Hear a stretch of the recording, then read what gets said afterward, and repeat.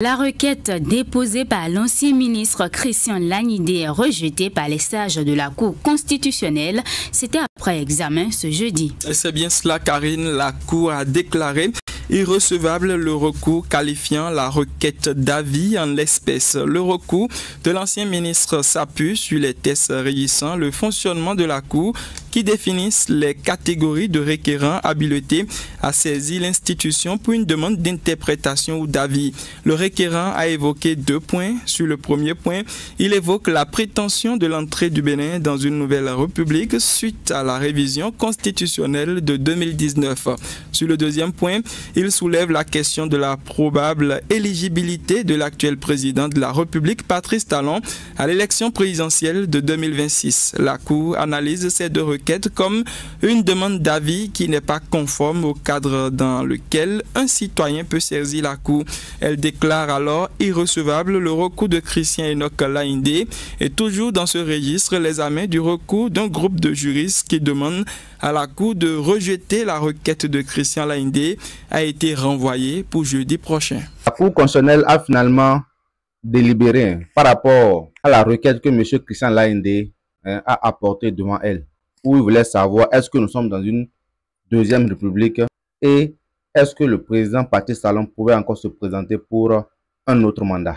Je vous avais promis de déchirer mon diplôme si jamais cette cour-là disait que oui. Donc on va analyser un peu ce que la cour a dit finalement et je vous explique aussi un peu. En fait, la cour a jugé irrecevable la requête de M. Christian Laindé. Pourquoi? Vous savez, au Bénin, un citoyen peut aller saisir la cour constitutionnelle. On est un des rares pays où c'est possible. On a innové dans cette matière. Seulement que quand vous allez vouloir saisir la cour constitutionnelle, c'est bien délimité. Vous pouvez saisir la cour constitutionnelle quand vos droits sont brimés. Vous pouvez aussi saisir la cour constitutionnelle quand vous jugez que une loi est anticonstitutionnelle. Quand on dit loi, c'est règlement, décret, arrêté, etc. On appelle ça la voie d'action. Il y a aussi la voie de l'exception. C'est-à-dire quand vous êtes dans une procédure judiciaire et que vous estimez qu'il y a une loi ou bien une procédure qui a été piétinée, vous pouvez saisir la Cour constitutionnelle pour qu'elle se prononce sur ça. Et elle a 30 jours pour statuer avant que le procès ne continue. Mais dans le cas d'espèce, la Cour a estimé que M. Christian Laindé l'a saisi pour connaître juste son avis.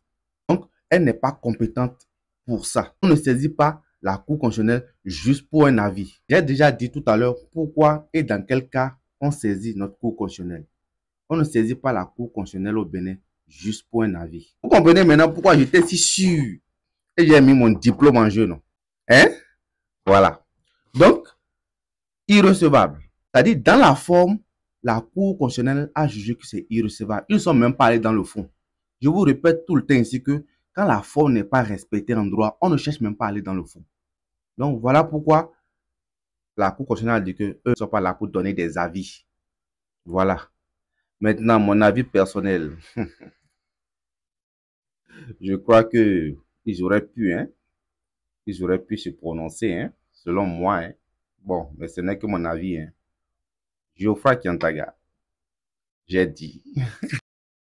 Monsieur Christian Enoch Laindé, ancien ministre, l'eau 119, c'est Gaptima et Cotonou, téléphone 01 95 95 12 65, courriel laindé@hotmail.com, sollicite l'avis de la Cour sur des questions constitutionnelles majeures. Synthèse des prétentions et moyens. Le requérant sollicite de la Cour sur un certain nombre d'affirmations et d'analyses regroupées en 4 points, faites par un nombre de compatriotes qui sont, selon lui, d'une importance capitale pour la stabilité et l'avenir de la République. Sur le premier point, il évoque la prétention de l'entrée du Bénin dans une nouvelle République suite à la révision constitutionnelle de 2019 par l'Assemblée nationale. Il soutient que les défenseurs de cette prétention excitent de ce que le changement de l'agenda électoral lors de l'élection présidentielle de 2021, suivi de l'absence d'une passation de service entre un président sortant et un président élu à la fin du mandat constitutionnel du 5 avril 2021, le changement fondamental de la forme de l'institution présidentielle, désormais structurée autour d'un président et d'un vice-président élus conjointement, exemple pris de l'élection présidentielle 2021, La modification de la durée du mandat des députés, passée de 4 à 5 ans, et l'application de cette disposition aux élections législatives constitue une refonte structurelle des institutions et emporte changement de république. C'est le deuxième point. Il soulève la question de la probable éligibilité de l'actuel président de la République, M. Patrice Talon, à l'élection présidentielle de 2026 au motif que les dispositions combinées des articles 42 et 15, 7, alinéa 3 de la Constitution révisée lui permettent de faire acte de candidature pour un second mandat partant de la nouvelle configuration institutionnelle issue de la révision constitutionnelle de 2019.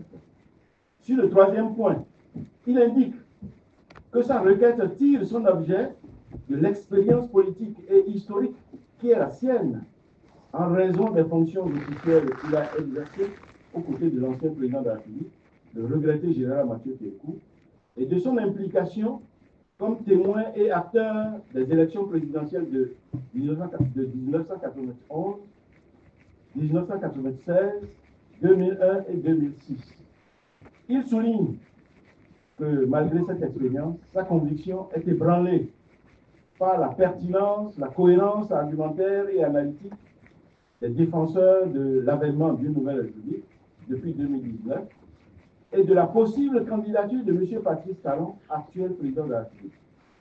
En quatrième et dernier point, il avance qu'en raison de l'importance de l'éclairage juridique pour une nation et en qualité de citoyen soucieux de la préservation de l'état de droit et de transparence institutionnelle, il demande à la Cour de procéder à une clarification des questions soulevées afin que soit évitée toute interprétation erronée des textes fondamentaux en vigueur. Discussion. Au terme des dispositions de l'article 3, alinéa 3 de la Constitution, je cite, « Toute loi, tout texte réglementaire et tout acte administratif contraire à cette disposition sont nuls et non avenus. En conséquence, tout citoyen a le droit de se pourvoir devant la Cour constitutionnelle contre les lois, textes et actes présumés inconstitutionnels. » Fin de citation. L'article 122 de la dite Constitution précise, je cite, « Tout citoyen peut saisir la Cour constitutionnelle sur la constitutionnalité des lois, soit directement, soit par la procédure de l'exception d'inconstitutionnalité invoquée dans une affaire qui le concerne devant une juridiction. Celle-ci doit surseoir jusqu'à la décision de la Cour constitutionnelle qui doit intervenir dans un délai de 30 jours. » Fin de citation. Selon l'article 37 de la loi organique sur la Cour constitutionnelle, je cite, « Tout citoyen peut, par une lettre comportant ses noms, prénoms et adresses précises, saisir directement la Cour constitutionnelle sur la constitutionnalité des lois. Il peut également, dans une affaire qui le concerne, invoquer devant une juridiction l'exception d'inconstitutionnalité. » Fin de citation.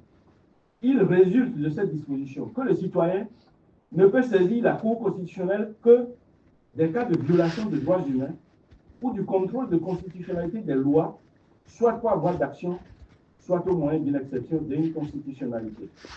En l'espèce, M. Christian Enoch Laindé demande à la haute juridiction de se prononcer sur l'avènement d'une nouvelle république instaurée par la loi numéro 2019-40 du 7 novembre 2019 portant révision de la loi numéro 90-32 du 11 décembre 1990 portant constitution de la République du Bénin, ainsi que sur la possibilité pour l'actuel président de la République d'être candidat en 2026. Ces deux préoccupations s'analysent comme une demande d'avis.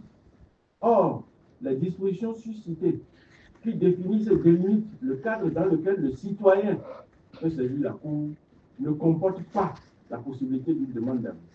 Il convient dès lors de déclarer irrecevable le recours de M. Christian Enoch Laindé.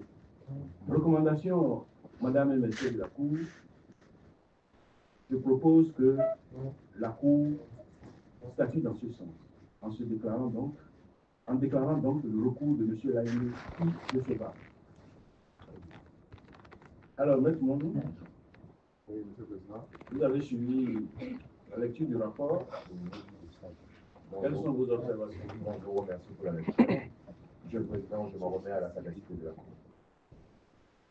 Très bien. Alors, délibéré, 13 heures.